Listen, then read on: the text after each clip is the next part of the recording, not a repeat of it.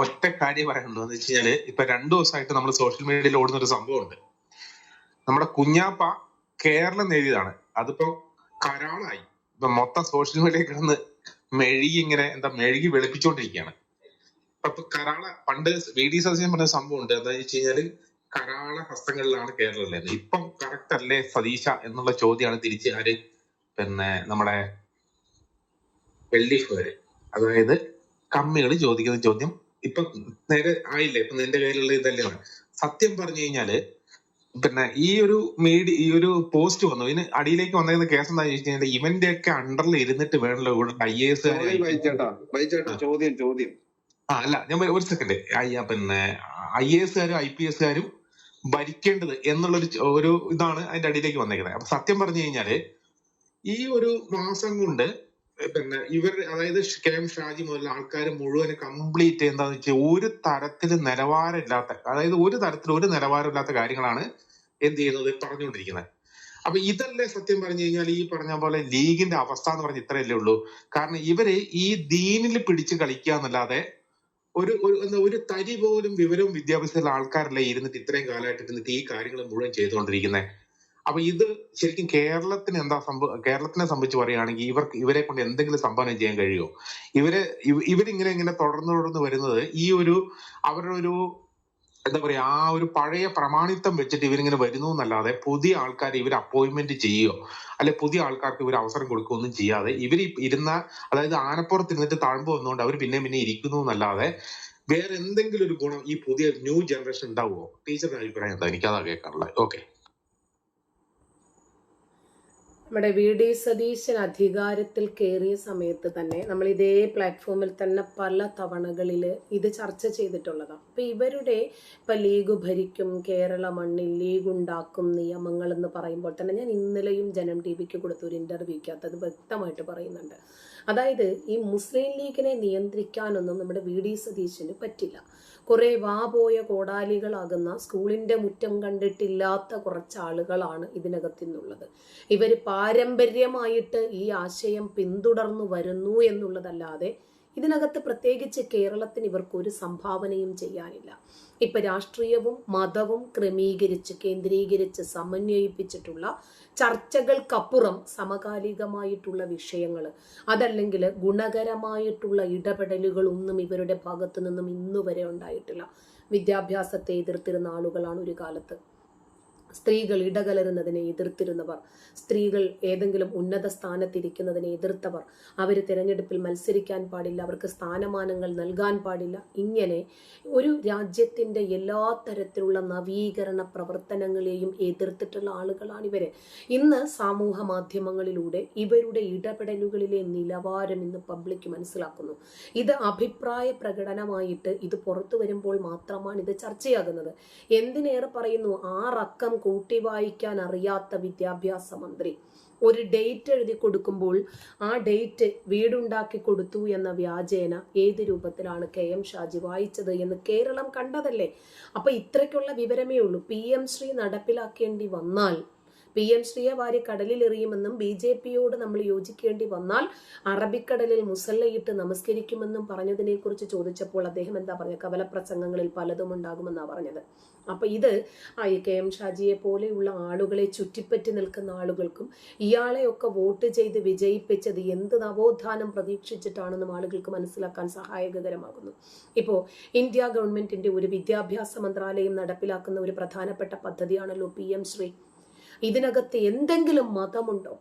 ഏതെങ്കിലും രൂപത്തിലുള്ള രാഷ്ട്രീയ താല്പര്യമുണ്ടോ? ഇന്ത്യയിലെ നിലവിലുള്ള സർക്കാർ സ്കൂളുകളെ മാതൃകാ സ്കൂളായിട്ട് ഉയർത്തുക, ഇതാരെ ബാധിക്കുന്ന വിഷയമാണ്. ഈ പദ്ധതിയുടെ പ്രധാനപ്പെട്ട ലക്ഷ്യം അതാണ്.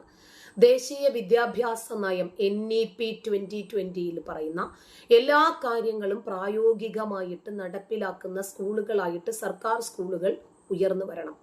അത്യാധുനികമായിട്ടുള്ള സൗകര്യങ്ങളും ഡിജിറ്റൽ പഠന രീതികളും തൊഴിലധിഷ്ഠിതമായിട്ടുള്ള പരിശീലനങ്ങളും കുട്ടികൾക്ക് നല്ല രൂപത്തിലുള്ള കായിക വിനോദങ്ങളും അതൊക്കെ ഡെവലപ്പ് ചെയ്യാനുള്ള സംവിധാനങ്ങളും സ്കൂളുകളിൽ അതിനൊക്കെ മുൻഗണന നൽകണം എന്ന് പറയുമ്പോൾ ഏതു മതത്തെയാണ് ഇത് ബാധിക്കുന്നത്? അപ്പൊ വിദ്യാർത്ഥികളെ ഉന്നത നിലവാരമുള്ള വിദ്യാഭ്യാസത്തിലൂടെ ഭാവിയിലെ വെല്ലുവിളികൾ നേരിടാൻ പ്രാപ്തരാക്കുക, നമ്മുടെ രാജ്യത്തിന്റെ മുതൽക്കൂട്ടായിട്ട് ഭാവി വാഗ്ദാനങ്ങളെ നിർമ്മിച്ചെടുക്കുക എന്ന് പറയുന്നതിനെ ഇവരെ എതിർക്കുക എന്ന് പറയുമ്പോൾ ഇവരുടെ വിവരം എത്രമാത്രമുണ്ട്. രാജ്യത്തുടനീളം 10,000-ലധികം സ്കൂളുകളെ ഈ പദ്ധതിയുടെ ഭാഗമായിട്ട് ഇതിനോടകം തന്നെ തെരഞ്ഞെടുത്തു കഴിഞ്ഞു. എന്നിട്ടും അതിനെ ഇവർ എതിർക്കുന്നു എന്ന് പറയുമ്പോൾ അവർ ശരിക്കും എന്തിനെയാണ് എതിർക്കുന്നത്? രാജ്യത്തിന്റെ പുരോഗതിയെയാണ് എതിർക്കുന്നത്. ഭാവി വാഗ്ദാനങ്ങൾ മെച്ചപ്പെട്ട രൂപത്തിലുള്ള അവരുടെ ക്യൂരിയോസിറ്റിയും ആങ്സൈറ്റിയും ഒക്കെ ചേർന്നിട്ട് അവർക്ക് എല്ലാത്തിനും ഉത്തരം ലഭിക്കുന്ന രൂപത്തിൽ ഉന്നത ഗുണനിലവാരമുള്ള മൂല്യവർദ്ധിത വിദ്യാഭ്യാസം അവർക്ക് നൽകുന്നതിനെ ഇവർ എതിർക്കുന്നത് എന്തുകൊണ്ടാണ്? അതേപോലും അപ്പൊ സ്കൂളുകളിൽ കുട്ടികളെ പീഡിപ്പിക്കപ്പെടുമ്പോൾ കുട്ടികൾക്ക് കൗൺസിലിംഗ് കൊടുക്കണമെന്ന് നമ്മൾ പറയും. കുട്ടികൾക്ക് മെച്ചപ്പെട്ട രൂപത്തിലുള്ള അഡോളസൻസ് എഡ്യൂക്കേഷൻ പോലെയുള്ള സംവിധാനങ്ങൾ കൊടുക്കണമെന്ന് നമ്മൾ പറയും. പക്ഷെ മദ്രസകളിൽ ഇന്നേ വരെ അത് ഉണ്ടായിട്ടുണ്ടോ? ഇനി അത് ഉണ്ടാകാൻ പോകുന്നുണ്ടോ? എന്തുകൊണ്ടാ? അവരെ നയിക്കുന്ന നേതൃത്വം ഈ രൂപത്തിലാണ്, ബേസ്ലെസ് ആണ്. അതായത് അടിത്തറ ഇല്ലാതെ നമ്മൾ വലിയ ഒരു കെട്ടിടം കെട്ടിപ്പൊക്കിയാൽ അതേത് വിധേനയും താഴെ നിലം പതിക്കും. അതല്ലെങ്കിൽ ഒരു ഉറപ്പില്ലാതെ മാത്രമേ അതിനകത്ത് ജീവിക്കാൻ പറ്റൂ എന്നുള്ളത് പോലെ ഈ മത നേതൃത്വത്തിന്റെ മുകളിൽ നിൽക്കുന്ന മുസ്ലിം കമ്മ്യൂണിറ്റിക്ക് എന്തുകൊണ്ടാണ് പുരോഗതിയും നവോത്ഥാനവും ഒക്കെ വെളിപ്പാടകലെ നിൽക്കുന്നത് എന്ന് ചിന്തിച്ചാൽ മതി.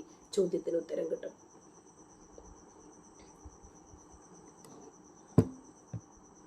ഓക്കെ ചേട്ടാ, വേറെ ചോദ്യം ഉണ്ടോ?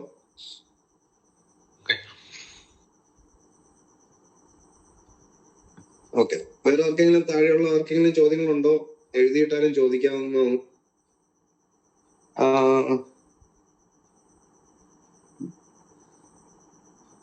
ഇവിടെ താഴെ ക്വസ്റ്റ്യൻ ആയിട്ട് ചോദിക്കാവുന്നതാണ്. ഞങ്ങൾ ചോദിച്ചോളാം ടീച്ചറിന്റെ അടുത്ത്.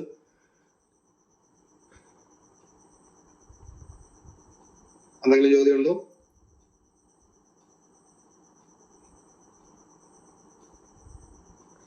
ഓക്കെ, ജമിനി ടീച്ചറെ, അപ്പം ഡെക്സ്റ്ററിന്റെ ഒരു മിനിറ്റ്, മോളിലാണ്. കഴുത്ത് വെട്ടുക, തുമ്പ് വെട്ടുക, കയ്യും കാലും വിപരീത ദിശകളിൽ വെട്ടുക, കൊലപാതകം, ശിശുപീഡനം, കൊള്ള, കൊള്ളിവെപ്പ്, ബലാത്സംഗം, സമാധാന മതം. അതാണ്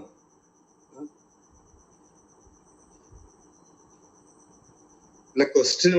അല്ല, ഇത് തന്നെയാണ്. കണ്ടോ, ഇസ്ലാമിനെ കുറിച്ച് ഇന്ന് ആളുകള് ഒരു നമ്മൾ ഏതൊരു കാര്യം first impression is A best impression എന്ന് പറയുന്നത് പോലെ പ്രാഥമികമായിട്ട് ഇസ്ലാമിനെ വിലയിരുത്തുന്ന മനസ്സിലാക്കുന്ന ഒരാൾക്ക് മനസ്സിലാകുന്നത് ഇതാ. ആദ്യം ഇസ്ലാമിലേക്ക് വരുമ്പോൾ തുമ്പെടുക്കണം, തുമ്പ് പോകും. അപ്പൊ അത് കഴിഞ്ഞാൽ അതിൽ നിന്ന് തിരിച്ചു പോകാൻ ഒരുങ്ങിയാൽ തല പോകും. ഇത് പറയാൻ, ചർച്ച ചെയ്യാൻ, എഴുതിയിടാൻ, ചിന്തിക്കാൻ, പറയാനൊക്കെ സ്വാതന്ത്ര്യം നമുക്ക് ലഭിച്ചത് നമ്മൾ ഇന്ത്യയിൽ ജീവിക്കുന്നത് കൊണ്ടാണ്. അതുകൊണ്ടാണ് നമ്മൾ ഈ പ്ലാറ്റ്ഫോമിൽ ഒരുമിച്ച് വന്നിരിക്കുന്നത്. ഈ രാജ്യത്തിന്റെ സ്വാതന്ത്ര്യ ബോധവും മനുഷ്യാവകാശവും ഇങ്ങനെ തന്നെ നിലനിൽക്കണമെന്ന് ആഗ്രഹിക്കുന്നത് കൊണ്ട്.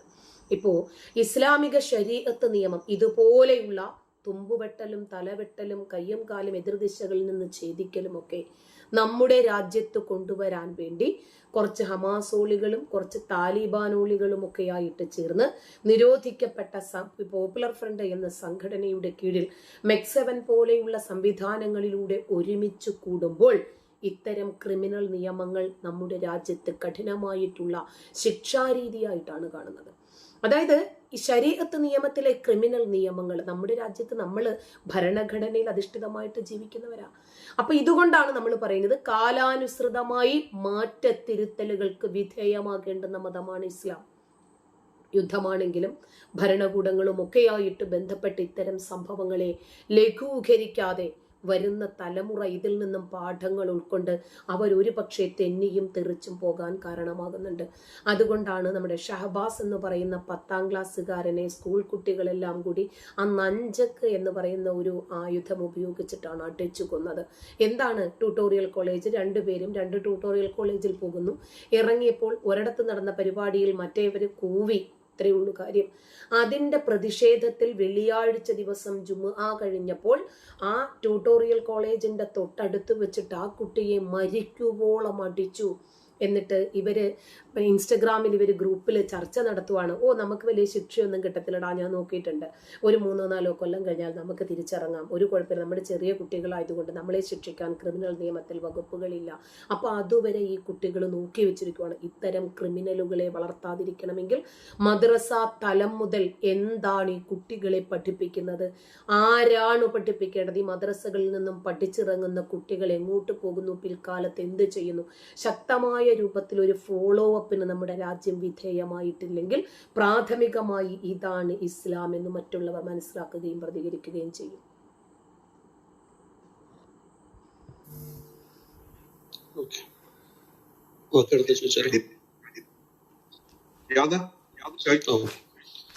ടീച്ചർ നമസ്കാരം. ഇവര് ഇപ്പം ഈ മതപ്രകാരം നമ്മൾ ഇന്ത്യയിൽ, ഞാൻ ഈ മതത്തിൽപ്പെടുന്ന ആളല്ല, അവർ നമ്മൾ കാരിഫ് അങ്ങനത്തെ ഒരു പേരാ വിളിക്കുന്നത്.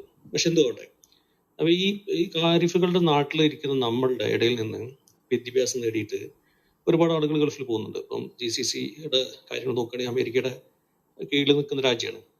കീഴിൽ എന്ന് പറയാൻ വയ്യ, അവരുടെ സഹായത്തോടെ നിൽക്കുന്ന രാജ്യമാണ്. അത്ര രാജ്യങ്ങളിൽ പോയിട്ട് അവർ വലിയ മുതലാളിമാരാവുന്നുണ്ട്. ഇന്ത്യയിൽ പഠിച്ചിട്ട്, അത് കാരിഫുകളുടെ നാട്ടിൽ നിന്ന് പഠിച്ചിട്ട് വലിയ മുതലാളിമാരായിട്ട് രവി പിള്ള ഉണ്ട്, പിന്നെ നമ്മുടെ അറ്റ്ലസ് രാമേന്ദ്രൻ ഉണ്ട്, ഒരുപാട് മുതലാളിമാരുണ്ട്. ഞാൻ ഒരുപാട് ലിസ്റ്റ് മൊത്തം എടുക്കുന്നില്ല, ഉണ്ട്. പക്ഷെ ഇതുപോലെ മറ്റ് രാജ്യങ്ങൾ, അപ്പോൾ ഇസ്ലാമിക രാജ്യങ്ങളാണെങ്കിൽ അഫ്ഗാനോ പാകിസ്ഥാനോ, പിന്നെ ഈ 5 GCC ഒഴിവാക്കി കഴിഞ്ഞ ബാക്കി 54 രാജ്യങ്ങളുണ്ടല്ലോ, അവിടെ നിന്നും ഒരു മുതലാളിമാരൊന്നും സാമ്പത്തികമായിട്ട് ഉയർന്ന ആളുകളൊന്നും കാണുന്നില്ല. അപ്പോൾ അതിനെന്തെങ്കിലും ഒരു കാരണമുണ്ടോ ടീച്ചർ?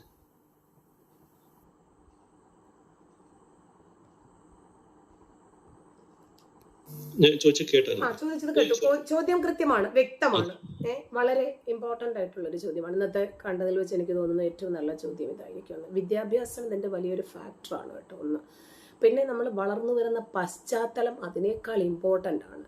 പിന്നെ കുടുംബ പശ്ചാത്തലമാണെങ്കിൽ പറയാനുമില്ല. വിവിധ രാജ്യങ്ങളിൽ നിന്നുള്ള കുടിയേറ്റക്കാരുടെ സാമ്പത്തിക വളർച്ച, അവരുടെ വിജയം, പ്രധാനമായിട്ടും അവരുടെ വിദ്യാഭ്യാസ നിലവാരം, തൊഴിൽ വൈദഗ്ധ്യം, അവർ കുടിയേറുന്ന രാജ്യത്തിൻ്റെ തൊഴിൽ വിപണിയിലെ ആവശ്യങ്ങൾ, അതുപോലെ സ്ഥിരത, ഇതിനെയൊക്കെ ആശ്രയിച്ചാണ് ഇരിക്കുന്നത്. മുമ്പൊരിക്കൽ ഒരു സ്ത്രീ സിറിയയിൽ നിന്ന് അഭയാർത്ഥിയായിട്ട് അമേരിക്കയിലേക്ക് എത്തുന്നു. അമേരിക്കയിലേക്ക് എത്തിയിട്ട് ഇവര് വിദ്യാഭ്യാസം നേടി ഇവർ അഡ്വക്കേറ്റ് ആയപ്പോൾ ഇവർ സത്യപ്രതിജ്ഞ ചെയ്യുന്നത് ഖുർആനിൽ തൊട്ടിട്ടാണ്. അന്ന് വളരെ കൃത്യമായിട്ട് വലിയ രൂപത്തിൽ ഒരു ജേർണലിസ്റ്റ് ഇതൊരു ചർച്ചയാക്കി.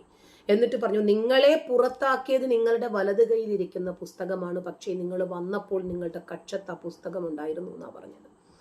അപ്പോൾ ഇവര് യൂറോപ്യൻ രാജ്യങ്ങളിലേക്കൊക്കെ അഭയാർത്ഥികളായിട്ട് ചെന്ന് കയറുന്ന ആളുകൾ ആ രാജ്യത്തിന്റെ സാംസ്കാരിക നിലവാരവും അവരിവർക്ക് നൽകുന്ന മൂല്യബോധവും അനുസരിച്ചിട്ട് ഇവർ നല്ല രൂപത്തിൽ വിദ്യാഭ്യാസം നേടുന്നു, പൊതുബോധം നേടുന്നു. പക്ഷെ അവിടെ തലയിൽ നിന്നും അതൊന്നും പോകത്തില്ല കേട്ടോ, പണം ഉണ്ടാക്കുന്നു എന്ന് മാത്രമേ ഉള്ളൂ.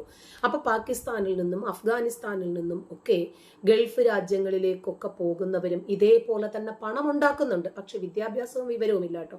അവർ ചെയ്യുന്ന തൊഴിലിനെ ആശ്രയിച്ചാണ് അതൊക്കെ ഇരിക്കുന്നത്.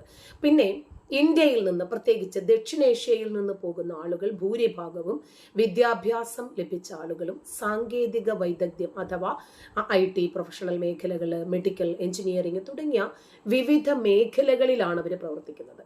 അതുകൊണ്ട് തന്നെ അവർക്ക് മികച്ച ശമ്പളവും ഉയർന്ന തൊഴിൽ പദവിയും ലഭിക്കുന്നുണ്ട്. പാകിസ്ഥാൻ, അഫ്ഗാനിസ്ഥാൻ എന്നിവിടങ്ങളിൽ നിന്ന് കുടിയേറുന്ന ആളുകളിൽ വലിയ വിഭാഗത്തിന് ഈ രൂപത്തിലുള്ള വൈദഗ്ധ്യം കിട്ടുന്നില്ല.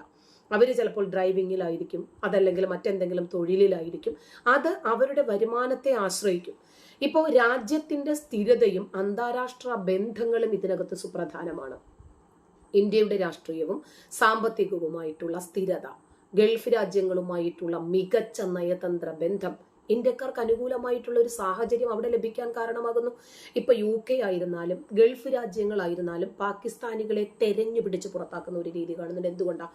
ഈ പാകിസ്ഥാനികൾ കൂട്ടമായി താമസിക്കുന്ന ഇടങ്ങളിൽ അക്രമം വർദ്ധിക്കുന്നു, ബലാത്സംഗം വർദ്ധിക്കുന്നു, മോഷണം വർദ്ധിക്കുന്നു. ഇപ്പൊ കഅബയ്ക്ക് ചുറ്റും പോലും മോഷണം വർദ്ധിക്കുന്നതും ഭിക്ഷാടനം വർദ്ധിക്കുന്നതിനും കാരണം ഈ അഫ്ഗാനികളും പാക്കികളുമാണെന്നും പറഞ്ഞ് അവരെയൊക്കെ മൂടോടെ പിടിച്ചിട്ട് പുറത്തിറക്കുന്ന ഒരു സംവിധാനമുണ്ട്. കഴിഞ്ഞ ഒരു 6 മാസങ്ങൾക്ക് മുമ്പ് 17 ലക്ഷം അഫ്ഗാനികളെയാണ് പാകിസ്ഥാൻ അഫ്ഗാനിലേക്ക് തിരിച്ച് നാട് കടത്തിയത്. അവര് പറഞ്ഞത് നമ്മുടെ രാജ്യത്ത് അല്ലെങ്കിലേ ഉണ്ട് ഇതൊക്കെ. അഫ്ഗാനികൾ വന്നതോടുകൂടി നമ്മുടെ രാജ്യത്ത് അരാജകത്വവും ബലാത്കാരവും ലഹരിയും ഒക്കെ വർദ്ധിച്ചു എന്നാണ്. അപ്പോൾ ഇവര് പോകുന്നിടത്ത് ഒരു പരിധിവരെ അവിടുത്തെ കൾച്ചറുമായിട്ട് ഒതുങ്ങാൻ ശ്രമിക്കുന്നതിനേക്കാൾ ഉപരി ഇവരുടെ കൾച്ചർ അവിടെ പ്രാവർത്തികമാക്കാൻ ശ്രമിക്കുമ്പോഴാണ് ഈ പ്രശ്നങ്ങൾ ഉണ്ടാകുന്നത്. അപ്പൊ ഇന്ത്യക്കാർക്ക് അനുകൂലമായിട്ടുള്ള ഒരു സാഹചര്യം വിവിധ രാജ്യങ്ങളിൽ ലഭിക്കുന്നത് നരേന്ദ്രമോദി ആ രാജ്യത്തുള്ള ബന്ധം എങ്ങനെ കൊണ്ടുപോകുന്നു എന്നതിനെ ആശ്രയിച്ചു കൂടിയാണ്.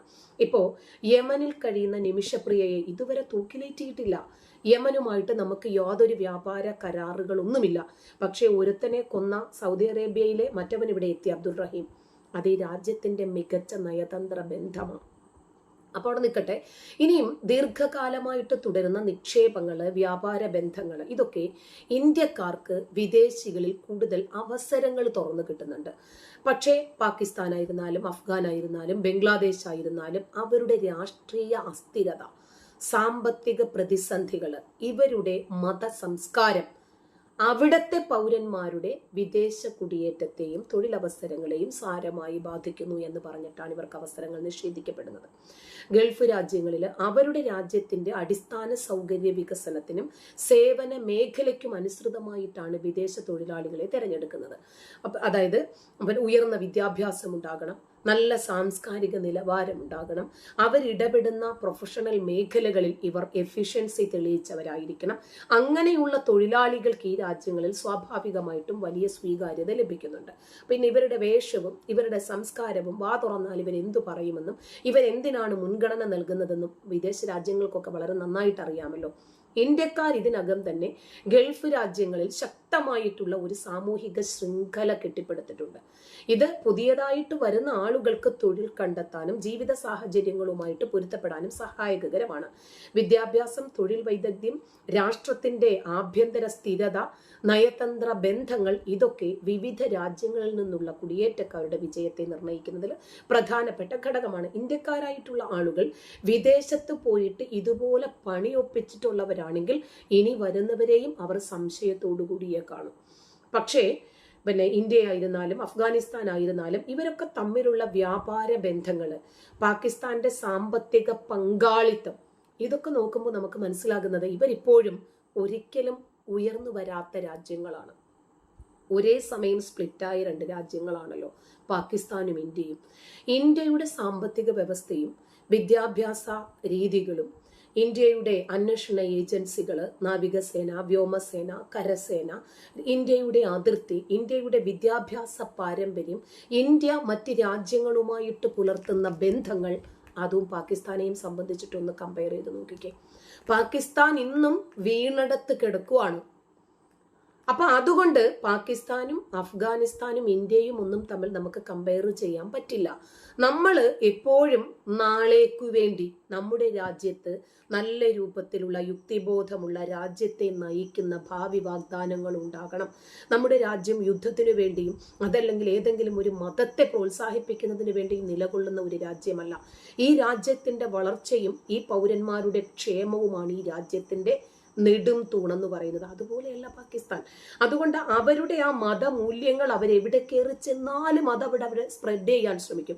അതുകൊണ്ട് അവർക്ക് കിട്ടുന്നത് പോലെയുള്ള ഒരു പരിഗണനയും സമ്പത്ത് ഉണ്ടാക്കാനുള്ള വിശാലമായിട്ടുള്ള വഴികളും ഒന്നും മറ്റവർക്ക് ലഭിച്ചെന്ന് വരില്ല.